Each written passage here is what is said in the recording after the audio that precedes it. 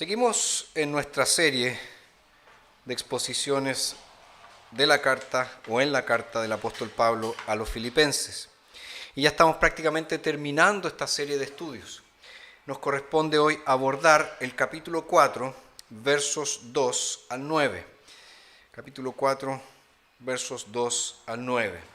Escuchemos lo que dice Dios en su palabra. Ruego a Evodia y ruego a Síntique que se pongan de acuerdo en el Señor. Sí, y a ti también, fiel compañero, te pido que ayudes a estas hermanas que lucharon junto conmigo en el Evangelio, también con Clemente y los demás colaboradores míos, cuyos nombres están en el libro de la vida. Regocíjense en el Señor siempre. Otra vez lo digo, regocíjense. Su amabilidad sea conocida por todos los hombres. El Señor está cerca. Por nada estén afanosos, más bien presenten sus peticiones delante de Dios en toda oración y ruego con acción de gracias. Y la paz de Dios, que sobrepasa todo entendimiento, guardará sus corazones y sus mentes en Cristo Jesús. En cuanto a lo demás, hermanos, todo lo que es verdadero, todo lo honorable, todo lo justo, todo lo puro, todo lo amable, todo lo que es de buen nombre, si hay virtud alguna, si hay algo que merece alabanza, en esto piensen. Lo que aprendieron, recibieron, oyeron y vieron en mí, esto hagan, y el Dios de paz estará con ustedes. Vive a la luz de la eternidad. Esa es la esencia del mensaje que el apóstol Pablo ha estado comunicando con nosotros y que se encuentra desde el capítulo 3, verso 17 de esta carta hasta el capítulo 4, verso 9. La luz de la eternidad realmente proyecta sus rayos sobre esta sección de la palabra de Dios. Y nosotros podemos ver esto bastante claro si nos enfocamos un instante en el versículo 20 del capítulo 3, que dice, porque nuestra ciudadanía está en los cielos. ¿Dónde está tu ciudadanía? Pablo responde, si eres cristiano, si crees en Jesús como el Señor y el Salvador de tu vida, tu ciudadanía está en el cielo.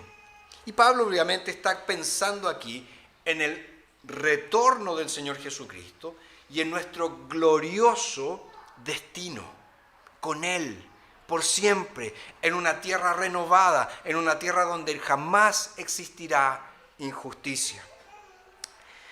Y en el capítulo 4, verso 2, que fue el inicio del texto que nosotros leemos hoy, Pablo habla de Evodia, Pablo habla de Síntique, de Clemente y de otros que él dice cuyos nombres están en el libro de la vida. Y en el verso 4 de este capítulo 4 dice, el Señor está cerca, Jesús viene pronto. Entonces fíjense, vivir a la luz de la eternidad es la esencia del mensaje del apóstol Pablo en esta parte de su carta a los filipenses. Y es por eso que en el texto que acabamos de leer, entramos, por así decirlo, en una sección ética. En una sección que trata acerca de la vida cristiana, cómo tenemos que vivir como hijos e hijas de Dios, cómo debemos vivir en comunidad como iglesia de Cristo, cómo debemos relacionarnos los unos con los otros. Y para Pablo, una de las motivaciones clave para vivir una vida santa en la tierra es insistir en nuestro destino final. ¿Para dónde vamos? ¿Hacia dónde nos dirigimos? Debemos entonces vivir a la luz de la eternidad y al hacerlo vamos a vivir para la gloria de Dios aquí y ahora. Entonces, con eso presente, el tema para hoy, el tema de nuestro sermón para hoy es el siguiente: viviendo a la luz de la eternidad. Viviendo a la luz de la eternidad. Ahora, ¿cómo lo hacemos? ¿De qué forma vivimos a la luz de la eternidad? Bueno, en primer lugar, Pablo nos dice que lo hacemos manteniendo la armonía en las relaciones.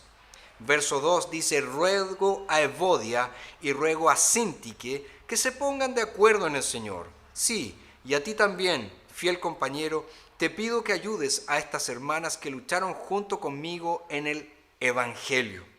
Fíjense que para el apóstol Pablo, los problemas de discordancia entre los creyentes, entre los cristianos, no eran cosa poca.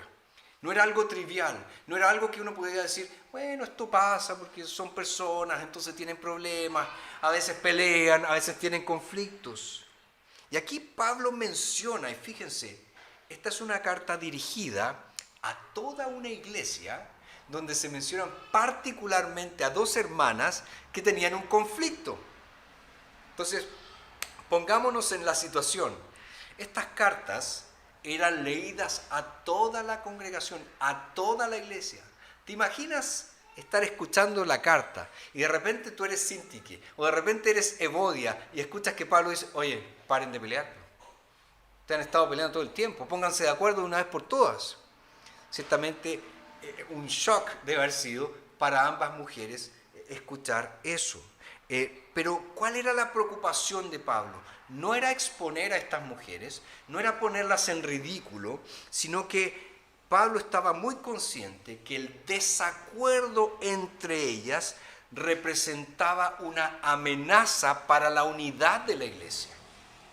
Si nosotros hacemos un poquito de memoria, la iglesia en Filipos partió con un grupo de mujeres.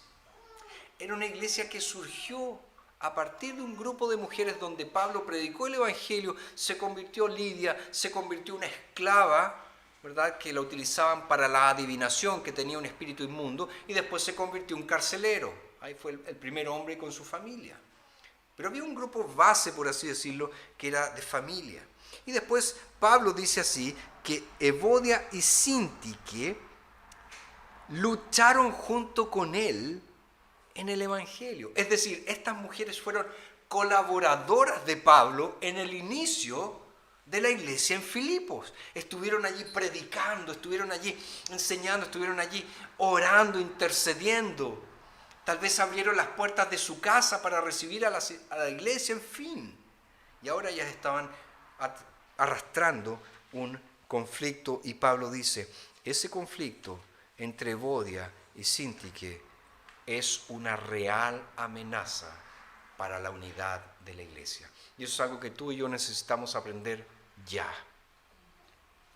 Los problemas entre hermanos, los problemas entre cristianos, no son cosas triviales, no son cosas sin importancia, no son aquellas cosas que nosotros podemos decir, bueno, son pecadores, entonces eso sucede. No, los problemas entre hermanos en Cristo son realmente una amenaza para la unidad de la iglesia, porque a partir de esos problemas se generan divisiones, a partir de esos problemas se generan partidos en la iglesia, y no pueden haber partidos en la iglesia porque la iglesia es un solo cuerpo, el cuerpo del Señor Jesucristo. No son varios cuerpos, es un solo cuerpo. ¿Y qué es lo que hace Pablo aquí para resolver este conflicto? Bueno, él nombra a un líder, que no nos dice el nombre, dice, sí, y a ti también, fiel compañero, te pido que ayudes a estas hermanas, que ayudes a estas hermanas. Pablo se preocupa entonces de nombrar a un líder de la iglesia para que él se preocupe del ministerio de la reconciliación entre estas dos mujeres. Y eso también nos enseña algo muy importante. Debemos aproximar, acercar a las personas en vez de distanciarlas. Queridos, nosotros vivimos en un país donde las personas se están distanciando terriblemente debido a sus posiciones políticas. Lo principal hoy, la principal discusión en el Chile de hoy es problemas, diferencias, discusiones políticas. Y las personas se están dividiendo. Hay familias que se están dividiendo por sus posiciones políticas. En la iglesia del Señor eso no puede ocurrir. Nosotros tenemos que aproximar a las personas, tenemos que acercar a las personas. ¿Por qué? Porque nosotros tenemos el único mensaje que trae igualdad a las personas. No es una determinada doctrina política, no es un determinado sistema económico que traerá igualdad a las personas. Lo único que trae igualdad a las personas es el Evangelio de Jesucristo, porque nos dice que todos somos pecadores y que necesitamos a un Salvador. Y ese único Salvador que existe es Jesús, el Hijo de Dios, que vino a morir en una cruz por pecadores como tú y como yo, y que si creemos en Él, tenemos vida eterna. Jesús une, Jesús jamás separa. Pero pastor, ¿cómo es eso? ¿No existe una gran separación entre aquellos que son de Jesús y los que no son de Jesús? Sí, ciertamente. Pero en aquellos que son de Jesús, ¿qué nos dice Apocalipsis? Que había una gran multitud de pueblos diferentes, de etnias diferentes, de naciones diferentes, unidos en Cristo Jesús. Hoy el mundo quiere eliminar la fe cristiana. Y eso no es nuevo. Lo han querido hacer desde que Jesús se encarnó. ¿Se acuerdan Herodes? Que se volvió loco al saber de la noticia de estos sabios de Oriente que le decían que ¿dónde está el rey? Porque su estrella hemos visto y hemos venido a adorarle. Y Herodes se volvió loco y dijo, tengo que eliminarlo. Entonces ahí intentó engañar a los sabios de Oriente diciéndole, encuéntrenlo y díganme dónde está para que yo vaya también y lo adore. Pero nosotros sabemos en qué terminó la historia. Un ángel del Señor le dijo a estos sabios de Oriente, no vuelvan a Jerusalén, no le digan a Herodes dónde está porque él va a matar a Jesús.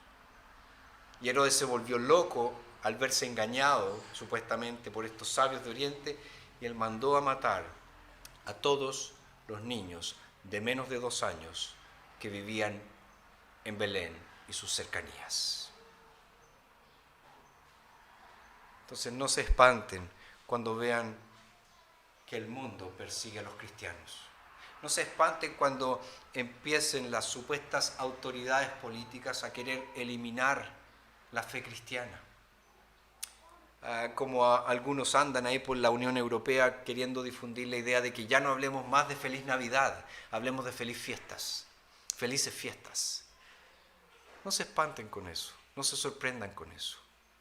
Pero nosotros no somos llamados a seguir el juego de ellos y distanciar a las personas. Somos llamados a unirlas en Cristo Jesús. Nosotros no podemos estar unidos a Cristo por la fe y separados de nuestros hermanos por nuestras peleas. Y la falta de armonía, tal como la presenta Pablo acá, es, en primer lugar, contraria al sentir del apóstol. Él no está de acuerdo con estos problemas entre hermanos. Segundo, es contraria a la fraternidad cristiana. Si somos hermanos en Cristo, tenemos que estar unidos. Y en tercer lugar, es contraria a la naturaleza de la iglesia. La iglesia es un cuerpo, como les dije, no varios cuerpos. Somos una familia, no varias familias. Entonces, en primer lugar, ¿cómo vivimos a la luz de la eternidad? Manteniendo la armonía en las relaciones. En segundo lugar, ¿cómo vivimos a la luz de la eternidad? Manteniendo la alegría en el Señor.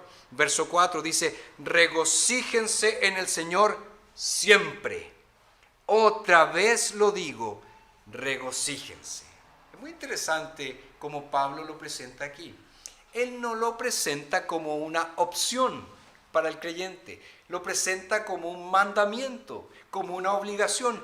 Alégrense en el Señor, alégrense siempre en el Señor. Fíjense, esto está en el imperativo, es una orden, es un mandamiento. Por lo tanto, la alegría en el Señor para nosotros los cristianos no es algo opcional, es algo que debemos buscar. Pero fíjense que esta alegría es cristocéntrica. Dice, regocíjense ¿en quién? En el Señor. ¿En qué se alegran las personas hoy en día? Muchos se alegran en su familia, Muchos se alegran en su trabajo, otros se alegran en sus logros, otros se alegran porque su equipo de fútbol salió campeón, otros se alegran porque su candidato fue elegido. En fin, personas se alegran por muchas cosas, pero aquí nos está diciendo el apóstol Pablo que la verdadera alegría es aquella que yo tengo en el Señor. Es una alegría cristocéntrica, centrada en Cristo, centrada en Jesús. Porque es una alegría eterna, no es una alegría pasajera. Pero también nos dice algo más Pablo respecto de esta alegría en el Señor. Nos dice que esta alegría está por sobre las circunstancias. Fíjense, dice, regocíjense en el Señor siempre. Regocíjense en el Señor siempre. Hay veces en que no tenemos ganas de estar alegres. Hay veces que definitivamente estamos tristes. Pero nos está diciendo Pablo que la alegría cristiana va más allá de las circunstancias. Va más allá de si lo estás pasando bien o lo estás pasando mal. Va más allá si estás teniendo éxito o no lo estás teniendo. Es por sobre las circunstancias. ¿Por qué? Porque tú sabes en quién has creído. En Cristo Jesús, que es poderoso para guardar las promesas que te ha hecho, las promesas eternas. Entonces, ¿cómo vivimos a la luz de la eternidad? Manteniendo la armonía en las relaciones, manteniendo la alegría en el Señor. Pero Pablo sigue dándonos otras razones. Y nos dice que vivimos a la luz de la eternidad manteniendo la amabilidad. Verso 5 dice, su amabilidad sea conocida por todos los hombres. El Señor está cerca. ¿A qué se está refiriendo aquí el apóstol Pablo con amabilidad? ¿Se está refiriendo a dar las gracias? Cuando alguien, no sé, un cajero en el supermercado, muchas gracias, o el que te estaciona el auto, muchas gracias. No, él va a otra cosa. Él está apuntando aquí al control de nuestro temperamento. Es decir, el creyente, el cristiano, el hombre cristiano, la mujer cristiana, debe ser alguien que tenga dominio propio. No puede ser un explosivo, alguien que explota por la primera cosa, aquel que golpea la mesa frente al primer mal rato, aquel que grita, que ofende. No, él dice, debemos ser amables, debemos controlar nuestro temperamento. Y ojo, y Pablo dice que la razón para ser amables es que el Señor está cerca. El Señor está cerca. ¿Qué está diciendo Pablo con eso? Le está diciendo muchas veces tú explotas porque sufres alguna injusticia, porque te sientes pasado a llevar, porque nadie respetó tus derechos. Y Pablo está diciendo, tranquilo, tranquila, el Señor está cerca. Él vendrá, Él va a defender tu causa, Él va a defender la justicia. Y también Pablo, él quiere con esto que recordemos a aquel que personifica la gracia de la amabilidad. ¿Y quién es este? El Señor Jesucristo, quien fue escupido, quien fue golpeado, quien fue insultado, quien fue menospreciado y jamás respondió de mala forma. Como nos dice Isaías, como cordero fue al matadero. Humildemente se sometió a lo que el Padre había determinado. Entonces, es como si Pablo estuviera preguntándonos aquí, ¿cuál es la gran razón de la rivalidad que te hace explotar? ¿Cuál es la gran razón de esta autoafirmación que quieres tener de defender tus derechos y tus derechos y tus derechos? Tranquilo, dice. El fin está cerca, cuando vas a tener que renunciar a todo. Ten paciencia con los demás ahora, para que Dios sea paciente contigo en el día del juicio. ¿Cómo vivimos a la luz de la eternidad? Manteniendo la armonía en las relaciones, manteniendo la alegría en el Señor, manteniendo la amabilidad. Pero también Pablo nos habla de que vivimos a la luz de la eternidad manteniendo controlada la ansiedad. Verso 6, por nada estén afanosos, más bien presenten sus peticiones delante de Dios en toda oración y ruego con acción de gracias. Y la paz de Dios, que sobrepasa todo entendimiento, guardará sus corazones y sus mentes en Cristo Jesús. Nosotros sabemos, por experiencia y también porque lo estudiamos, que la ansiedad produce ahogamiento. La persona ansiosa se siente sofocado, se siente ahogado. Y también la ansiedad roba las fuerzas porque la persona ansiosa sufre anticipadamente por algo que no ha llegado, por algo que no ha sucedido. Pero también nosotros vimos que la ansiedad es una voz muy fuerte que está demostrando incredulidad. Yo no creo que Dios pueda suplir todas mis necesidades. Yo no creo que Dios se preocupa por mí. Yo no creo que Dios se preocupa de mi corazón. Entonces revela incredulidad. Ahora, ¿cuál es la solución? Dice el apóstol Pablo, frente a la ansiedad, frente a esa gran enemiga que muchas veces viene a tocar a nuestra puerta. Pablo dice, oren. Oren. ¿Y oren de qué manera? Él dice, adorando a Dios, exaltando a Dios por su grandeza, exaltando a Dios por su amor, exaltando a Dios por su majestad, pero también presenten todas sus necesidades en oración delante de Dios. Hay algo que te preocupa, ora a Dios, Él escucha. Hay algo que te quita el sueño, ora a Dios, Él está allí para oírte. Y también ora a Dios agradeciendo, no solamente por su presente liberación, sino también por su pasada liberación. ¿Cuántas veces Dios te ha librado de cosas malas? ¿Cuántas veces Él te ha protegido y te ha dado todo lo que tú necesitabas? Y dice Pablo que como respuesta a depositar nuestra ansiedad delante de los pies del Señor, ¿qué vendrá? Paz. La paz de Dios. Él dice, y la paz de Dios, que sobrepasa todo entendimiento, guardará sus corazones y sus mentes en Cristo Jesús. Jesús mismo dijo, mi paz les dejo, mi paz les doy. Yo no la doy como el mundo la da. ¿Qué significa paz para el mundo generalmente? La ausencia de conflictos, la ausencia de guerra. Eso para el mundo es paz. Pero el Señor nos dice, yo les doy una paz que va mucho más allá de eso. Mi paz significa plenitud.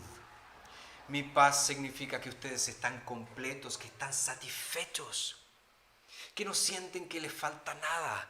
¿Por qué? Porque yo soy todo y les proporciono todo lo que ustedes realmente necesitan. No lo que ustedes creen necesitar, sino lo que realmente necesitan. Entonces, ¿cómo vivimos a la luz de la eternidad? Manteniendo la armonía en las relaciones, manteniendo la alegría en el Señor, manteniendo la amabilidad, manteniendo controlada la ansiedad y en último lugar, nos dice Pablo, manteniendo puros los pensamientos. Verso 8, en cuanto a lo demás, hermanos, todo lo que es verdadero, todo lo honorable, todo lo justo, todo lo puro, todo lo amable, todo lo que es de buen nombre, si hay virtud alguna, si hay algo que merece alabanza, en esto piensen.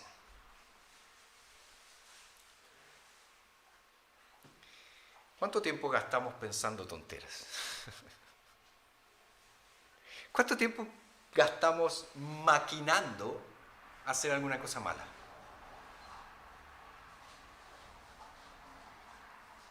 Tenemos que entender algo.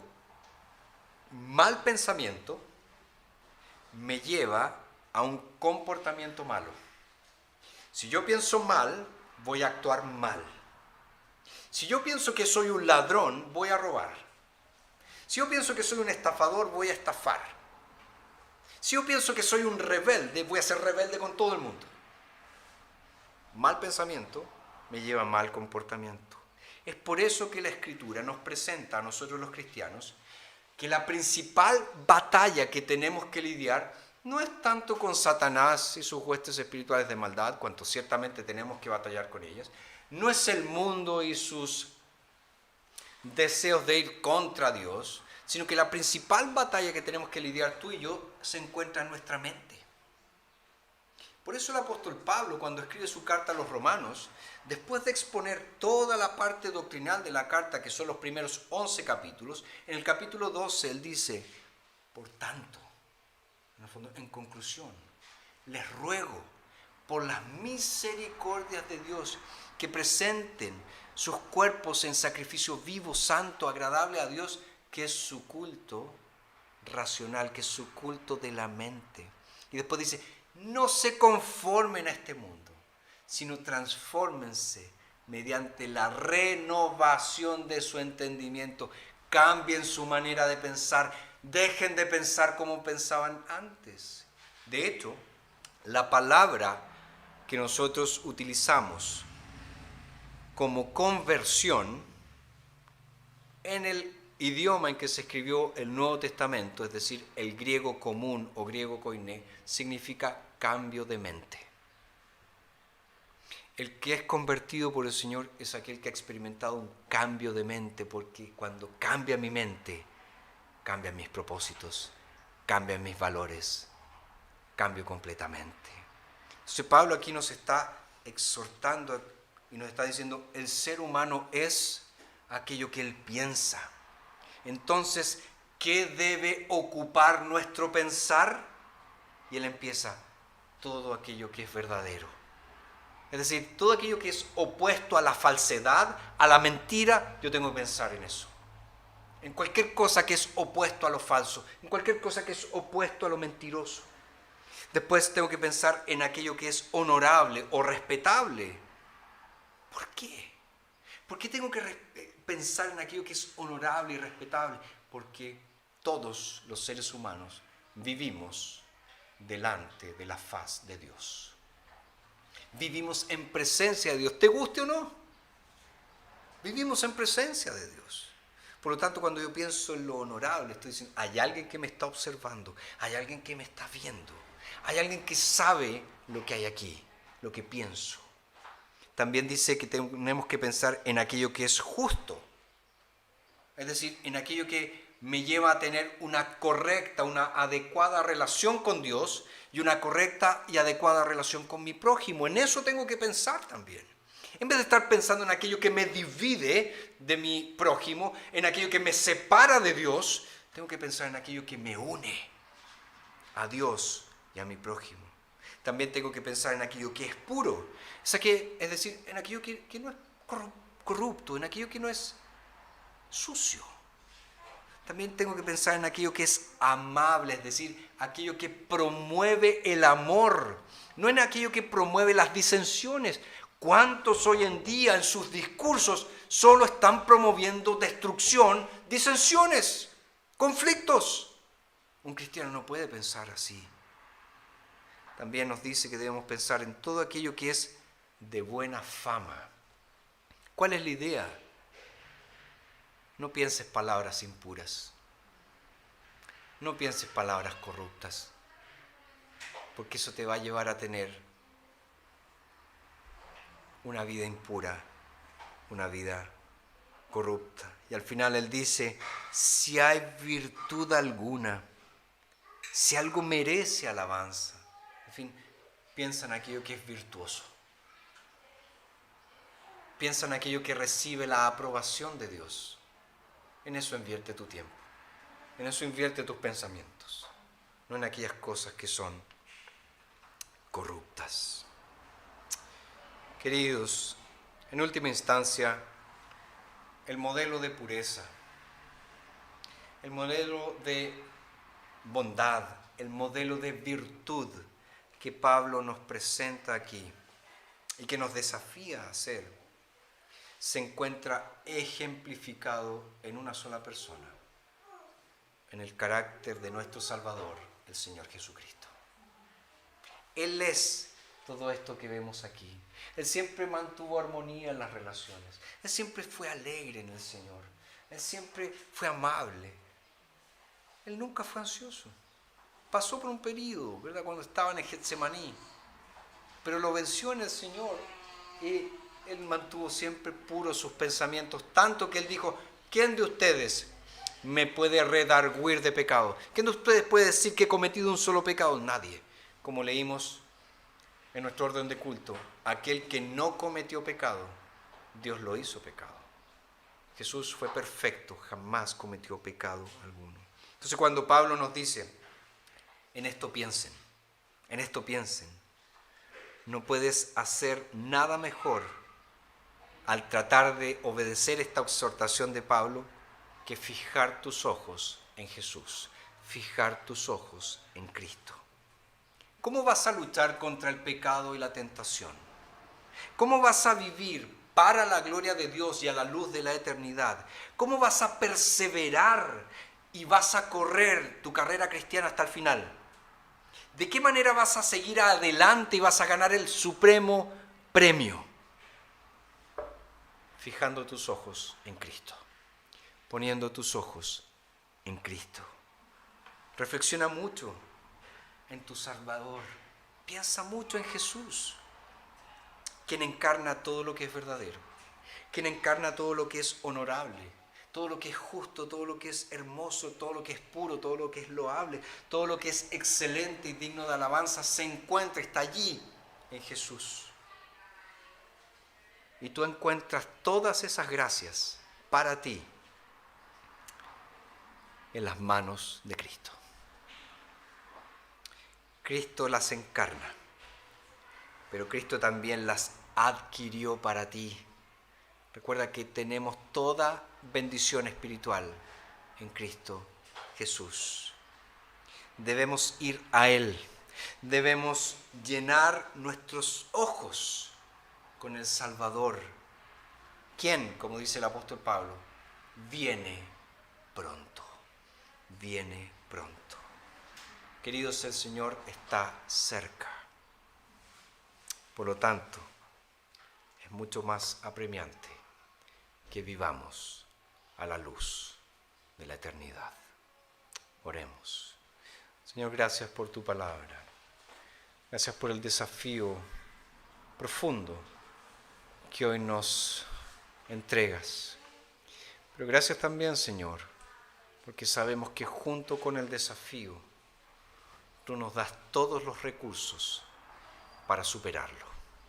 Gracias, Señor, porque en Jesús tenemos todo lo que necesitamos para vivir una vida cristiana exitosa. Y te queremos pedir, Padre, que si hay alguien aquí hoy que aún no ha experimentado la plenitud que hay en Cristo, que tú puedas venir a su vida. Tú puedas darle nuevamente este nuevo corazón que anhela ser como Jesús.